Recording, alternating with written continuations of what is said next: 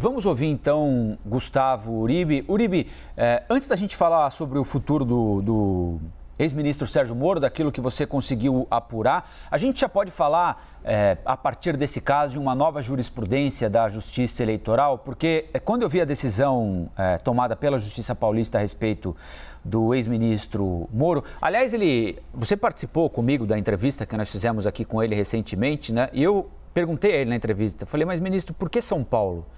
Aí ele admitiu que estava morando num hotel, inclusive aqui perto da gente, perto da Avenida Paulista aqui, que tinha recebido o título de cidadão de diversas cidades paulistas, que já tinha recebido a maior honraria que o estado de São Paulo pode oferecer, que é a medalha do Ipiranga, e que vem de uma região do Paraná colonizada por paulistas, né? É uma explicação frágil, cá entre nós.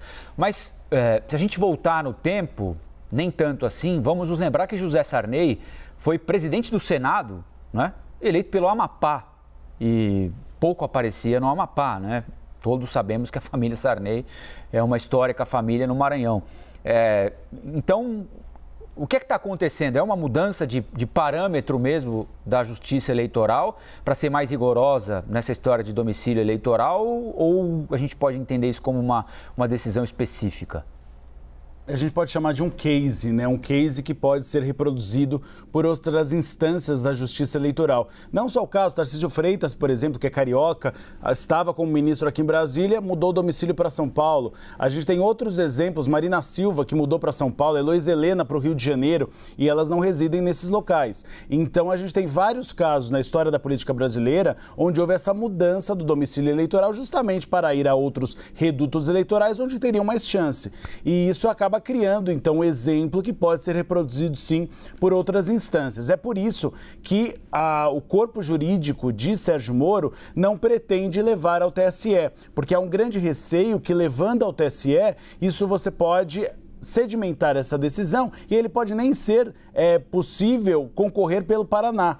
Então, o que se quer agora nesse momento, o que se diz junto a aliados de Sérgio Moro, é deixar como está e assim ele ter uma pretensão e um caminho no Paraná. Mas esse caminho, você mesmo mais cedo trouxe, Colombo, não é fácil, porque no Paraná, se Sérgio Moro decidir se lançar ao Senado Federal, ele deve enfrentar um ex-aliado dele, que ainda é aliado, foi quem levou ele para a política, na verdade, que é Álvaro Dias, que ainda segue no Podemos e que deve ser candidato à reeleição.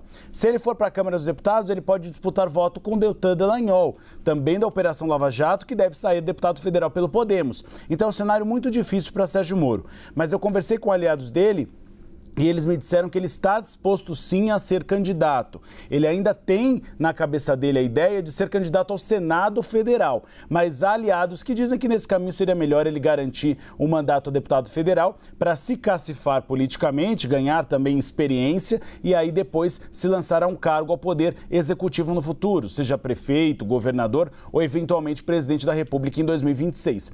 A saída de Sérgio Moro do cenário de São Paulo facilita um pouco o campo de esquerda para uma candidatura ao Senado Federal, sobretudo a Márcio França. Márcio França, do PSB, ainda diz que será candidato ao governo de São Paulo. Mas caso ele seja convencido a sair, o cenário fica um pouco melhor, porque antes você tinha uma briga de titãs, termo usado por Tarcísio Freitas, José Luiz da Atena contra Sérgio Moro. Seria um cenário muito difícil de uma outra candidatura surtir efeito. Com a saída de Sérgio Moro e, eventualmente, uma saída de José Luiz da Atena, porque dentro do Republicanos há dúvidas se realmente ele levará à frente essa candidatura, para Márcio França o cenário fica mais favorável e o PT comemora. Além dessa decisão de ter tirado Sérgio Moro da disputa em São Paulo, também facilitaria um caminho para uma candidatura de Márcio França ao Senado Federal.